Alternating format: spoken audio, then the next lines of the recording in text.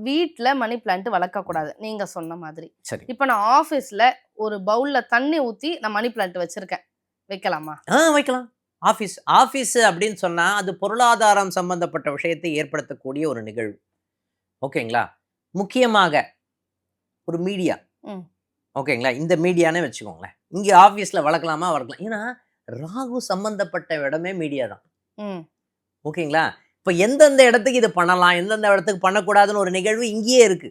ஓகேங்களா? ராகுனாவே மீடியா. அப்ப மீடியா சம்பந்தப்பட்ட நிகழ்வுகள் ஃபெமிலியரா இருக்கும். ஆட்டோமேட்டிக்கா இந்த இடத்துல வைக்கலாமா? வைக்கலாம். இந்த இடத்துல வடக்கு சம்பந்தப்பட்ட இடத்துல, ஓகேங்களா? வடக்கு வாசல்னு சொல்லப்படுகின்ற இடத்துல இந்த மணி பிளான்ட் வைக்கலாமான்னா வைக்கலாம். ஓகே. ஏன்னா, அது நமக்கு நீங்க இன்னும் நீங்க எனர்ஜி கேட்கிற குடுக்கும். இண்டஸ்ட்ரிய பொறுத்து இருக்கு எல்லாமே.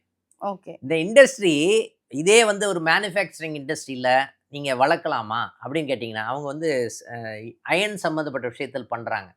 அந்த இடத்துல மணி பிளான்ட் வளர்க்கலாமான்னா, வேணான்னு சொல்லுவேன் நான். ம்.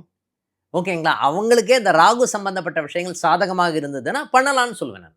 ஓகே. எல்லாமேமா கிரகங்கள் உங்க ஜாதகத்துல எப்படி இருக்குன்றத அமைப்ப பொறுத்து தான் எல்லாமே மாறும். ஓகே. அதுக்கும் அதுதான் சொல்லுவேன். ஜாதகத்துக்கும், உங்களுடைய ஜாதகத்துக்கும், நீங்க பண்ற தொழிலுக்கும் சம்பந்தம் இருக்கா? அதே மாரி தான் உங்களுடைய ஜாதகத்துக்கும், வீட்டுக்கும் சம்பந்தம் இருக்கு.